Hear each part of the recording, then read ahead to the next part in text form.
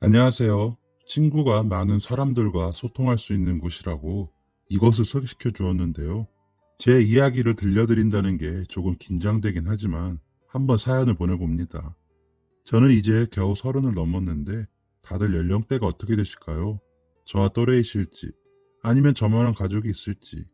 제가 들려드릴 이야기는 한 사람이 가진 수모를 겪는 상황에 무엇을 잃고 어떻게 견뎌냈는지에 대한 것인데요. 저만한 나이에 사람이 있어서 저와 같은 고충을 겪고 있다면 그 친구에게 꼭 전해주세요. 버티고 견뎌내는 것만이 정답은 아니라고요. 고민은 아니에요. 이미 어느 정도 시간이 지난 일이라서요. 하지만 지나온 저의 30년이 송두리째 흔들렸던 일이라 쉽게 잊을 수는 없네요. 지금 들려드릴 이야기는 대략 3년 전 이야기고요. 저는 결혼한 지 이제 6년 된 30대 주부예요. 지금은 집안일만 하는 신세이지만 어려서부터 공부도 정말 잘하고 이름만 대면 다 알아주는 대학도 가고 대학원 가서 고생도 하고 장학금이나 학위는 모두 챙겨왔어요. 다른 사람들은 저에게 가질 걸 다 가졌다고 하더군요. 정말 공부 하나 잘하면 모두들 인정해준다는 게 참 단순하고 좋았습니다. 그래서 공부를 열심히 한 것도 있었지만 실은 공부가 아니면 저는 미래가 불안할 정도로 집안 형편이 좋지 않았어요. 가질 걸 다 가졌다고 하는 남들의 말은 사실 반만 맞은 것이죠. 다른 누군가의 이야기처럼 극단적으로 재산이 없어서 어릴 때부터 공장에 다닌다거나 공부조차 못할 정도는 아니었지만 빚이 밝히기 어려울 만큼 있고 한 번씩은 그 무섭다는 빨간 스티커, 가압류 딱지 경험을 하며 자랐을 정도니까요. 다들 경험하는 건 줄 알아서 친구들에게 말하면 징그럽다는 듯 쳐다보고 너무 부끄러워서 말 못하고 외면하려 하면 저보다 더 어려운 친구들이 숨어 살았다는 걸 알게 되었습니다. 알고 보니 저는 참 애매한 위치에 있더라고요. 가압류 스티커를 보고 있는 제가 걱정되셨는지 부모님은 저에게 굉장히 공부를 강조하셨습니다. 우리 집안은 아무것도 해줄 수 없는데 그런 형편에서 할 수 있는 게 유일하게 공부라는 겁니다. 그렇게 미안해하시고 절박한 부모님의 표정을 보며 자란 저는 사실 보이는 것만큼 우울해하지도 걱정되지도 않았었는데요. 그래도 보고 듣고 자란 게 공부라는 길을 가리키고 있다 보니 자연스럽게 공부를 계속하게 된 것 같습니다. 다행인지 사교육을 따로 안 들여도 소위 말하는 공부머리가 있었고 오랜 시간 앉아서 공부하는 것도 적성에 맞아서 늘 좋은 성적을 유지했죠. 그게 지금까지 좋은 결과로 나타났고 제가 대학을 고민할 즈음 살림이 나아졌는지 우리 부모님이 지원을 좀 해주셨어요. 물론 그럼에도 학자금 대출은 필수였고 장학금을 놓쳐선 안 되고 틈틈이 아르바이트도 하면서 지내느라 남들 다 하는 대학 라이프 같은 건 구경도 못 해본 것 같네요. 그렇게 저는 10대와 20대 저의 청춘을 꾸역꾸역 보내고 버텨냈습니다. 아까 말씀드렸듯이 저는 지금 주부입니다. 겨우 주부예요. 주부를 폄하하려는 게 절대 아니라 남들은 제가 공부하는 모습과 성적만 보고 좋은 곳에 취직할 사람이라고 생각했을 거예요. 저도 어렴풋이 그렇게 될 거라고 상상했었고요. 그런 저를 데려간 사람이 지금의 남편입니다. 남편은 대학에서 알게 된 2년 선배입니다. 나이 차이는 4살이고요. 사람이 참 괜찮았어요. 사회생활이라곤 아르바이트가 전부였던 저와는 다르게 대학에서도 참 활동적이었고 부회장도 해보고 군대도 ROTC 장교 출신이었어요. 중위로 전역했어요. 그렇게 바빠 보이던 사람이 여기저기 동기 후배 할 것 없이 모두 챙겨주는 모습을 참 좋게 봤어요. 그래서 저는 마냥 그 사람이 대단하다고 여겨졌었죠. 약간 웃긴 것은 저는 그 마음이 전부였어요. 딱히 좋아한다고 생각도 안 해봤고 군대 갔다는 이유로 저도 대학원 고민하느라 잊었거든요. 그냥 지나간 사람인 줄 알았는데 제가 대학원을 나올 때쯤 밥 한 번 먹자고 연락이 와서 만났는데 글쎄 절 좋아하고 있었답니다. 오랫동안 잘해주고 더 잘해주려 하면 늘 자리에 없더라. 매일 어딜 그렇게 바쁘게 다니는 거냐 하더라고요. 집안 이야기를 자세히 하진 않았지만 일에 치이고 공부하고 그러느라 바빴다고 좋은 곳 취직해서 돈 많이 버는 게 내 꿈이라고 말했더니 취직이 꿈이 되는 경우가 있냐며 직업을 찾는 건 꿈이 아니라고 하더라고요. 머리를 한 대 맞은 뒤로 참 달콤한 사탕 발린 말을 해왔습니다. 나랑 연애하자. 같이 이루고 싶은 꿈 많이 찾아보자. 그 말에 저도 모르게 심장이 막 뛰었습니다. 제가 오랜 시간 공부해 들여온 시간들이 모조리 잊혀질 정도로 설렜고 그렇게 연애를 시작했고 결혼까지 하게 되었습니다.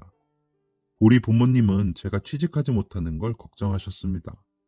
집에서 얼마나 힘들게 지낸 걸 아는데 그걸 이겨내고 돈 많이 벌고 남들처럼 행복하게 지내길 바래왔는데 난데없이 결혼한다고 하니 걱정이 되셨겠지요. 하지만 남편은 저와는 다르게 집안에 돈이 좀 많았어요. 아버지가 국내 한 로펌 임원이셨더라고요. 남편도 같은 계열사로 취직했던 것이고요.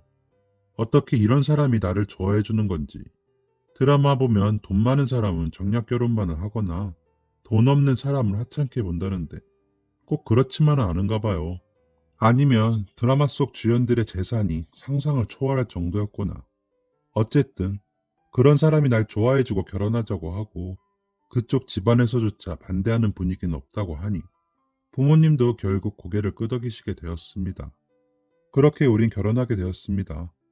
새 가족들과 지내면서 너무도 달라진 일상이 시작되었어요. 행복하기도 했지만 너무 어색하고 허전했어요. 평생을 해오던 공부나 과제, 일을 전혀 하지 않으려니 뭘 해야 할지 감이 안 오더라고요. 시부모님을 모신다는 게 어렴풋이 힘들다고만 들어왔지.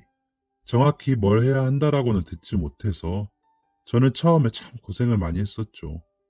그래도 시아버님은 첫 며느리라 그런지 정말 예뻐해 주시고 천천히 적응해도 된다고 괜찮다고 해주셨어요. 천천히 해도 된다는 말이 평생을 바쁘게 살아온 저에겐 참 낯선 말이었지만 기쁘게 받아들였답니다. 그 말에 기운내서 정성껏 시부모님을 모셨습니다. 마음을 조금 다르게 먹으니 수월하더라고요. 다른 가족의 집안일이 온전히 나의 것이 되었다는 건 예전에 바쁘게 일하던 것과는 다를 게 없으니 할 수 있다고. 남편의 집안이 잘 나간다면 저도 열심히 그 분야를 보조할 수 있도록 새로운 공부를 하는 것 뿐이라고요. 지금 생각해도 이런 마음가짐은 참 대견스럽더라고요. 결혼한 지 2년 좀 지날 때쯤 시집살이가 많이 적응되었다고 느껴질 때쯤에 2명의 새 가족이 생겼습니다. 제 뱃속에 아이가 생겼다는 것과 남편의 동생이 결혼을 하여 동서가 생겼다는 것입니다. 다만 좀 의아했던 것은 동서는 신혼집에서 살게 되었다는 것이었습니다. 그 신혼집을 시부모님께서 당연하다는 듯 해주셨고요. 지금 와서 생각해보면 저는 우리 집에서 해줄 수 있는 게 없다 보니 신혼집을 요구하기 민망해서 하지 않았었죠. 덕분인지 저는 홀몸이 아니지만 집안의 많은 일을 더욱 많이 하게 되었어요. 동서가 가끔 와서 도와주긴 했다지만 24시간 365일을 집에 붙어 있는 저보다야 일을 많이 하진 않을 테니까요. 그렇게 집안일의 도사가 되어가고 뱃속의 아이도 무거워지면서 느낄 무렵이었어요. 시댁은 꼭 김치를 직접 담가 먹는 집안이었는데요. 김치를 많이 먹는 집이라 내 식구가 150포기씩 담궜다고 했어요. 근데 올해는 식구가 늘어 250포기를 하시겠다고 배달되어진 배추향을 봤는데 어마어마하더라고요. 무거운 몸으로 욕조와 고무대야의 배추들을 절이고 다음날 동서가 집으로 와 김장을 하기로 한 날에 좀 늦더라고요. 시어머니와 전 마냥 기다릴 수가 없어 먼저 일을 시작했어요. 새벽부터 쪼그려 앉아서 2시간 물을 채치고 고춧가루와 양념을 버무려 속을 만들어 놓으니 그제서야 동서가 도착했습니다. 양손에는 무슨 짐이 그렇게 많은가 싶었는데 죄다 시부모님 선물이더라고요. 저는 딱 보고 알았습니다. 이거 사느라 늦었구나 했어요. 너무 진이 빠지고 힘들었던 터라 동서에게 한마디 하고 싶어 미간을 찌푸리던 저에게 시어머님이 쉬었다 하자며 커피 좀 빨리 내려오라고 말씀하셔서 말할 타이밍을 놓쳐버렸습니다. 커피를 타면서도 들리는 그 둘의 웃음소리에 할 말을 못하고 지나가겠구나 싶었습니다. 앉아서 커피 한 잔을 마시며 다리를 주무르며 벌려진 김장판을 보니 한숨이 나왔습니다. 그래도 어쨌든 반은 했고 이제 동서도 왔으니까 금방 끝나겠지 하는 생각에 빨리 끝내고 쉬고 싶은 마음이 굴뚝 같았어요. 커피를 다 마시고 동서에게 고무장갑을 내밀었어요. 동서는 장갑을 끼려다가 말고 시어머니께 쪼르르 달려가서는 시어머니 어깨를 주무르기 시작했습니다. 지금 할 일이 태산 같은데 시어머니 비위를 맞추고 있다니요. 게다가 전 홀몸도 아닌데 말이죠. 몇 번 동서를 쳐다보며 눈빛으로 빨리 일하라고 눈치를 줘도 그저 동서는 시어머니의 기분 맞추기 놀이나 하고 있더군요. 시어머니는 그런 동서가 예쁘다고 하하호호 하시고 그날 김장하는 분위기는 참 화기애애했어요. 물론 저만 빼고요. 화가 나서 소리라도 지르고 싶어 목구멍까지 올라오는 분노를 꾸역꾸역 참았습니다. 그렇게 화기애애한 분위기 속에 결국 배추속을 채우고 잘 돌려서 김치 냉장고통이 예쁘게 쌓는 것까지 저와 시어머니가 다 마무리했습니다. 아니 솔직히 동서가 오늘로는 시어머니도 동서 하하호 하시느라 나머지 일은 거의 다 제가 한 것 같아요. 대체 뭐가 할 말들이 저렇게 많아서 같은 가족인 저는 일하게 내버려두고 둘이서 행복한 이야기를 꽃으로 피우는지 김장을 마무리하니 팔과 다리가 빠져나가는 기분이 들었습니다. 잠시 화장실을 다녀온 사이 동서는 집으로 돌아갔다더군요. 결국 고무장갑 한 번 안 끼고 옆에서 잔심부름이나 조금 하다가 제게는 인사도 없이 집으로 돌아갔답니다. 기분이 너무 나빴습니다. 아무리 제가 사회생활을 많이 안 해봤어도 이게 경호가 아니라는 것 정도는 알고 있습니다. 동서에게 바로 전화를 걸었습니다. 동서, 아무리 그래도 일하러 왔으면 거두는 신용이라도 해야 하는 거 아니에요? 게다가 어떻게 인사도 없이 그냥 갈 수가 있어? 라고 말하니 동서가 대답합니다. 아, 어머님이 앉아있으라고. 오느라 고생했으니 쉬라고 말씀하셨어요. 뭐 둘이서 충분히 할 수 있는 일이라고 하시던데요. 라고 얘기합니다. 저는 동서가 저를 곤혹스럽게 만들려는지 진짜 시어머님이 이런 식으로 말씀을 하셨던 건지 분간이 안 가더군요. 시어머님이 그렇게 얘기했다는데 동서에게 더 따지기도 어렵고 시어머니한테 따지는 건 상상도 해보지 않았고 결국 넘어가 버렸습니다. 그날 이후로 무언가 일이 잘못되기 시작했습니다. 심해졌어요. 동서가 와서 집안일, 무언가를 도와주는 신양이라도 시작하려 하면 시어머니의 만류로 결국 저 혼자 일하게 되는 꼴이 계속해서 만들어졌습니다. 그리고 매일같이 출근 도장 찍는 동서는 시어머니랑 떠드느라 시간을 다 보내고 저는 차 한 잔 내드리고 집안일 마저 하는 임신한 가정부가 되어버렸습니다. 매일같이 동서가 손님으로 와서 시어머니를 붙들고 있으니 그 큰 집의 집안일은 온전히 제 몫이 되었죠. 갈수록 심해지는 것 같더라고요. 동서도 그런 날들이 당연해졌다는 듯이 도와주려는 신용조차 이젠 없어지고 시어머니는 시킬 일이 있을 때만 부르고 부른 배로 이 집안의 일을 혼자 다 하려니 짜증이 났습니다. 어느 날 어김없이 차를 내어드리러 가다 대체 무슨 이야기를 하길래 이 지경이 되도록 둘이서만 떠드는지 엿듣게 되었습니다. 벽에 바짝 기대어 몰래 듣는 그 둘의 이야기는 고작 시어머니를 칭찬하는 이야기였습니다. 어머, 어머니, 아직도 어떻게 이렇게 피부가 좋으세요? 비싼 화장품만 쓰셔서 그런 거예요? 아님 타고난 거예요. 피부만 보면 30대라고 해도 믿겠어요. 어머, 얘, 무슨 거짓말을 그렇게 해. 근데 거짓말이라도 기분은 좋구나. 제가 일을 하면서 한 번씩 듣다 보면 모두 시어머니의 기분을 맞춰주는 그런 일관된 이야기였습니다. 아니, 물론 칭찬이 고작이라고 할 건 아니지만 상황이 그렇죠. 임산부는 이렇게 갖은 고생을 다 하고 있는데 동서라는 사람은 시어머니한테 이쁨 받겠다고 온갖 애교를 피우면서 앉아있고요. 시어머니가 동서를 아껴서 저렇게 하시는 건진 모르겠지만 중요한 건 같은 며느리인데 저만 이렇게 고생하고 있다는 겁니다. 분명 처음에는 이러시지 않으셨어요. 첫 며느리라며 시아버님이 정말 잘 대해주셨고 시어머님도 못지않게 잘해주셨습니다. 그래서 저를 대우해주시는 만큼 실망시키지 않기 위해 참 부단히도 노력했어요. 집안일은 당연하고 잘 나가는 남편 밉보이지 않게 뒤처지지 않게 틈틈이 공부까지 해오고 이젠 임신까지 했는데 고작 저런 사탕 발린 말에 저를 이렇게 차별하시다니요. 분명 제가 내성적이고 시댁 식구들에게 스스럼 없이 대하는 걸 좀 어려워해서 동서처럼 애교를 부리면서 사랑받을 태도는 전혀 보이지 않았지만 저는 나름대로 제 방식대로 열심히 살아왔는데요. 시부모님에게 깍듯이 하고 남편 존경하면서요. 시간이 갈수록 저는 집에서 시어머니와 동서의 눈치를 보게 되었고 시어머니가 저를 점점 미워하신다는 기분이 들었어요. 사소한 것도 동서와 비교해가며 나무라셨고 일단 저를 보는 어머니의 눈빛이 달라지셨지요. 남편에게 이야기해보려다가도 그 사람도 바쁠 테니 제 이야기에 공감하지 못할 것 같았습니다. 제가 예민해서 주변을 다 못 믿는 걸지도 모르겠지만요. 불만이 생기니 그 불만이 저의 표정과 몸짓으로 나오기 시작했습니다. 저는 다른 사람들이 그런 모습을 보이면 정말 표정 관리를 왜 저렇게 못할까 싶었습니다. 그냥 숨기면 되는 거라고 쉽게 생각했지요. 그런데 정말 그렇게 생각했던 것이 미안할 정도로 제 얼굴에 적나라하게 드러나더군요. 불만과 짜증을 애써 억누르려 해도 몸과 마음이 지친 상태에선 어쩔 도리가 없었습니다. 가족들 앞에 서면, 특히 시어머니나 동서 앞에 서면 볼멘 소리를 내고 눈을 마주치지 않고 입은 어느새 대빨 나와 있더군요. 저도 깜짝깜짝 놀랄 정도로 화가 난 표정으로 그들을 대하고 있었어요. 그런 표정과 마음으로 사람을 대하려니 뭐가 잘 될 수가 있나요? 집안일은 엉망진창 전혀 되질 않고 두 사람을 대하는 목소리는 음산하기 짝이 없었습니다.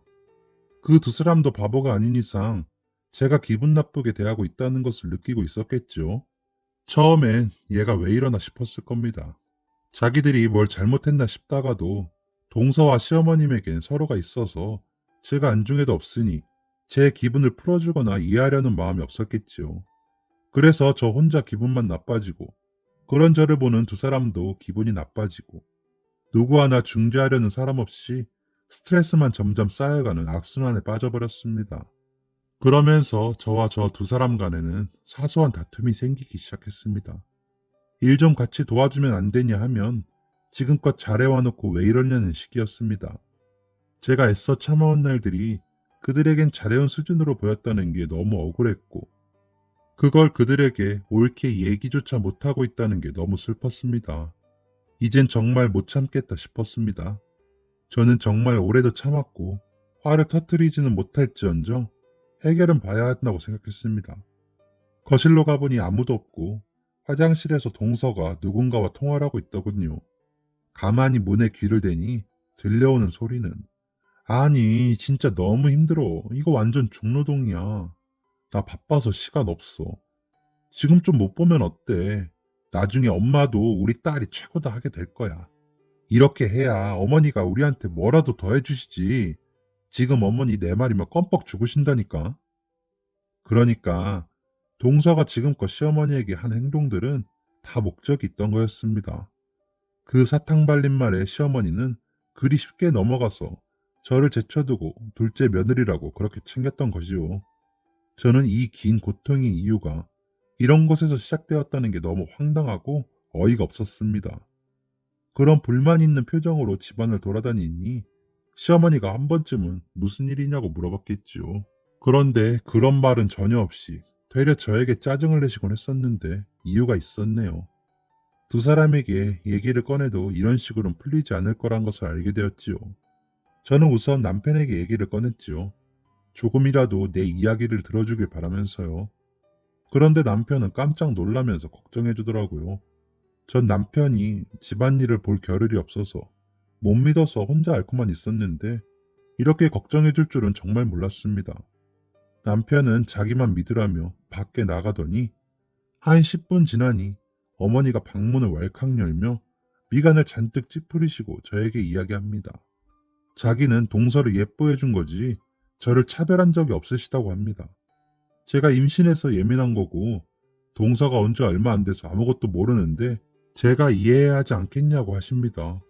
뒤에 멀뚱히 서 있는 남편은 이걸 지금 해결이라고 들고 온 건지 로펌을 다닐 정도로 머리가 좋은 사람이 대학 다닐 땐 그렇게 사회생활 잘하던 사람이 이걸 중재랍시고 해온 건지 미쳐버리는 줄 알았습니다. 저는 동서를 나무라거나 시어머니에게 동서의 목적에 대해 얘기하거나 최소한 제가 얼마나 고생하는지 알려주길 바랬는데요. 안 하는 일만 못한 짓을 하고 와버렸습니다. 저는 아무 말도 못하고 고개를 숙이고 죄송하다고 말하는 수밖에 없었습니다. 이날 이후로 저는 시어머니께 완전 미운 털이 박혔습니다. 이제는 아예 아침 일찍 동서와 함께 밖으로 나가셔서 저녁이 다 되어서야 들어오셨습니다. 어느 날 밤 너무 속이 끓어서인지 잠을 못 이루었습니다. 밤을 뜬 눈으로 지새웠습니다. 날이 밝은 것을 확인하고 밥을 차려야지 하며 일어나려는 순간 눈앞이 아득해졌습니다. 눈 떴을 때 저는 제가 잠에서 깨어난 줄 알았었는데 주변이 시끄럽고 정신이 몽롱합니다. 많은 사람들의 목소리가 들리는데 가족 목소리는 아닌 것 같았어요. 너무 오랜만에 듣는 목소리가 있었어요. 친정 엄마. 우리 엄마 목소리가 들렸어요.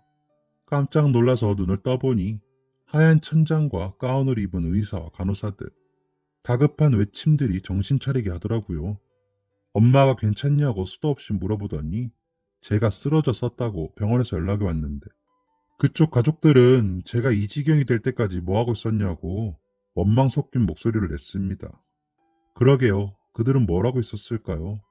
전 기억이 없어 잘 모르겠지만 그날 남편은 일찍 출근했었고 시아버님은 늘 바쁘시고 시어머니가 아침밥을 할 때가 지났는데 제가 나오지 않자 방에 들어와서 저를 확인하시고는 119를 불러 병원에 왔던 것이었어요.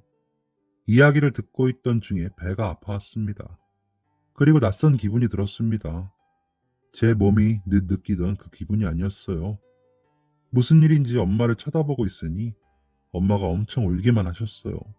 그때 알았습니다. 반년 가까이 나와 함께 숨을 쉬던 힘든 날들을 기쁜 마음으로 버티게 해준 근간이 되었던 제 아이가 없었습니다. 이게 대체 무슨 일이냐 물으니 의사에게 답을 들었던 엄마가 계속 울면서 말합니다. 유산되었다고.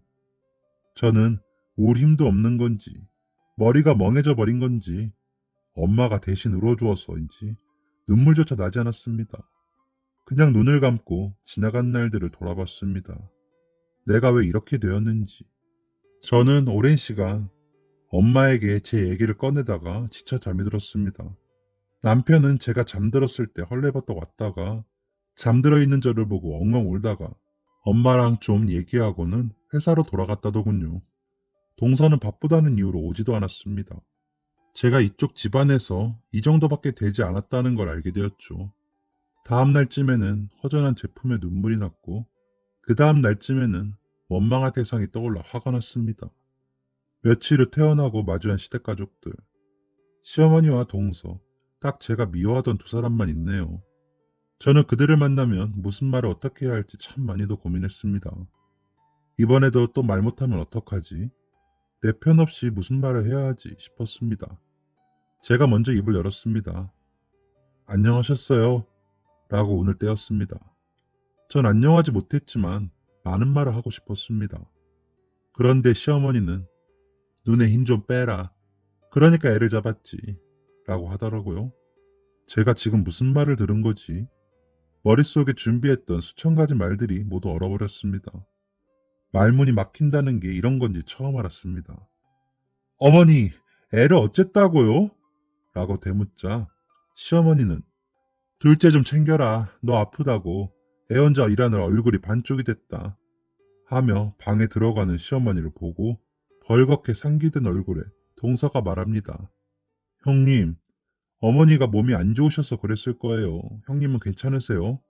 형님 없어서 저도 고생 많이 했어요. 지금 누가 누구에게 몸 타령을 하는 거야. 나 지금 태어난 사람이야, 동서. 라고 말하니 동서도 할 말이 없었는지 우물쭈물대고 있더군요. 머리가 아파오기 시작합니다. 결국 제가 하려던 말 단 한마디도 제대로 뱉지 못했네요. 상황이 너무 황당해서 멀뚱히 서 있으니 도련님이 들어오더군요. 조금 어색한 집안 공기에 당황한 듯 헛기침을 내시다가 같이 얘기 좀 하자고 하시더군요. 저와 동서를 두고 도련님은 얘기를 꺼냅니다. 몸은 괜찮냐며 아이 일은 유감이라며 위로조차 되지 않았는데 금세 본론을 꺼냅니다. 자기 어머니가 많이 안 좋으시다고. 아까 동서가 말한 얘기가 그냥 꺼낸 말은 아니었나 봅니다. 제가 입원해 있는 동안 시어머니도 병원에서 진료를 받았는데 퇴행성 고관절이 심해서 거동이 불편하셔 수시로 관리를 받아야 한다고 합니다. 그런데도 그 와중에 동서는 일을 하다 말고 시어머니께 쪼르르 달려가 일이 너무 힘들다는 타령이나 하고 그랬다는데 동서 표정은 어찌나 당당한지 뭐가 문제인지 모르는 얼굴이더군요.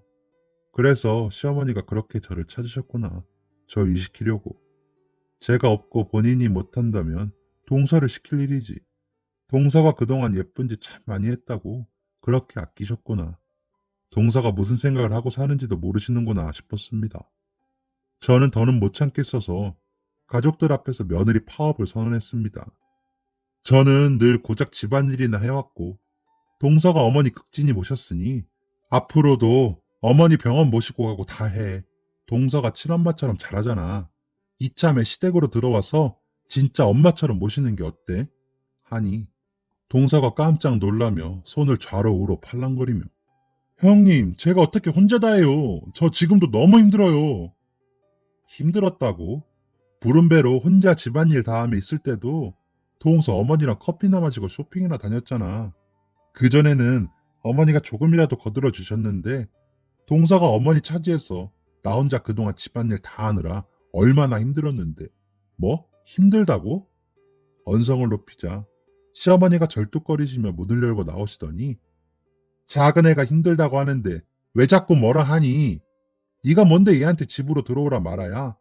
이제 며느리 노릇도 하기 싫다는 거야? 어머니 동서만 예뻐하시잖아요. 그러니 같이 살면서 매일매일 동서 보세요. 병원도 동서랑 가시고 같이 사시면서 아침부터 저녁까지 예뻐하시는 동서랑 지내세요. 저는 며느리 노릇, 아니 가정부 노릇 그만하고 싶어요. 하는 순간 번쩍하더니 어머니의 손바닥이 제 뺨을 치고 지나갑니다. 무슨 말버릇이야? 아무것도 없는 게 집에 우리 아들한테 꼬리친 거 모를 줄 알아? 그래도 예뻐해줬더니 제 본성 찾아가는구나. 작은 애 말이 틀린 게 하나도 없었네. 그 말을 들으니 모든 게 이해가 됐습니다. 저와 시어머니 사이를 살살 갈라놓은 건 집안의 재산을 보고 들어온 동서였고 정작 동서는 시어머니와 저 사이에서 저를 재산을 보고 들어온 사람으로 만들어 놓았던 거죠. 그 결과로 저만 갖은 고생을 다하며 시어머니와 멀어졌던 거였습니다. 그래요. 그러니 그렇게 예뻐하는 동서랑 평생 사세요. 라고 말하고 나왔습니다. 나와서 바로 친정엄마와 남편에게 전화했습니다. 친정엄마는 전화를 받고 깜짝 놀라며 바로 달려오셨습니다. 빨갛게 부어있는 제 뺨을 보자마자 사부인이 그랬냐며 물으셨고 제가 맞다고 하자 엄마는 제 뺨을 어루만지면서 제가 그간 받았던 고통을 몸소 받아내신 것처럼 울며 화를 내셨습니다. 그러곤 저를 끌고 시댁으로 쳐들어가셨습니다. 시어머니와 동서한테 나오라고 소리치셨습니다. 그러고는 마침 도착한 남편을 보자마자 엄마가 남편을 이리 오라고 불렀습니다. 남편이 친정엄마에게 다가가자 엄마가 남편의 뺨을 때립니다. 모두가 눈이 휘둥그레져서 놀라고 시어머니 입에서 온갖 천박한 소리가 나오는 가운데 엄마는 남편의 뺨을 한 대 더 올려붙이셨어요. 장모님, 왜 이러셔요? 무슨 일이세요? 사부인께서 오늘 내 딸이 싸가지 없다고 뺨을 때리셨다. 자식 키우는 부모가 자식이 뺨을 맞으면 어떤 기분인지 모르시는 것 같아서 내 몸소 알려드리려고 자네 뺨을 때렸네. 이제 이해하시겠지? 하고 엄마는 시어머니를 쳐다봤습니다. 시어머니는 할 말을 잃으셨는지 눈만 둥그렇게 뜬 채 서 있더군요. 그리고 엄마는 제 손을 끌어 데리고 나와서 친정으로 가자며 짐을 싸라고 했습니다. 남편이 달려나왔습니다. 달려나온 남편 앞에서 엄마는 둘이 이혼하라며 지금이라도 저는 뭐든 할 수 있는 사람이라고 늦지 않았다고 하니 듣고 있던 남편이 제발 그러지 말아달라며 자신이 너무 무심했다고 무릎까지 꿇으면서 애원하더군요. 그래서 저는 이혼하든지 분가해서 살든지 선택하라고 했습니다. 남편은 망설임 없이 분가해서 살자며 저희는 곧 시부모님과 따로 살게 되었습니다.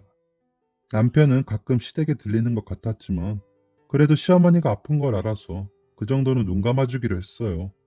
물론 제게 같이 가자는 말은 꺼내지도 않았고요. 한동안 연락조차 하지 않았습니다. 그 이후의 이야기는 남편에게서 듣게 되었습니다. 동서가 끝까지 시어머니를 못 모시겠다고 버티자 그 좋았던 둘의 사이가 갈라졌다고 합니다. 동서는 저를 방패 삼아 시어머니께 예쁨을 받던 거였는데 제가 사라졌으니 고스란히 며느리 노릇은 하지 못하겠던 거였죠. 애초에 목적이 있는 행동들이었으니 그 마음이 진심이었겠나요? 제가 하던 일들을 자기가 하게 생기니 시작도 안 해보고 파업한 거죠. 그리고 그 여파가 시아버님께도 전해졌는지 회사에서도 도련님의 입지가 작아졌다고 하더라고요. 제가 나가고 동서가 변하자 시어머니는 깨닫는 게 있으셨는지 얼마 전에 제게 미안하다며 연락이 오셨습니다. 그동안 자신이 뭐에 홀렸었더라며 제게 상처 주신 거에 대해 미안하다며 용서를 구하시더라고요. 언젠가 다시 우리가 예전처럼 돌아갈 수 있으면 좋겠다고 하시며요. 그 말을 들으니 아주 조금은 위로가 되었습니다. 하지만 아직까지는 지금처럼 시댁과 떨어져 있는 게 편합니다. 애초에 제가 처음부터 이 사단이 나기 전에 남편과 이야기를 했었다면 하는 후회가 됩니다. 제가 필요했던 것은 저의 처지를 해결해줄 마법 같은 일이 아니라 저의 이야기를 들어주고 위로해줄 사람이었을지도 모릅니다.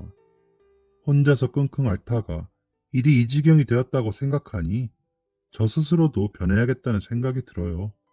다행히 저는 지금은 만족한 삶을 살게 되긴 했지만 애초에 가장 좋은 것은 아무 사건 없이 잘 지내는 것이니까요. 그리고 제 안에 새로운 아이가 생겼답니다. 먼저 떠난 아이가 다시 돌아온 것이라고 여기고 있어요. 지금은 모든 일을 조심조심하며 아기가 건강하게 세상에 나오기만을 기다리고 있습니다. 저의 긴 이야기를 들어주셔서 감사합니다. 건강하세요. 지금까지 사연 들어주셔서 감사합니다. 사연이 재밌으셨다면 구독과 좋아요를 눌러주세요. 감사합니다. 안녕히 계세요.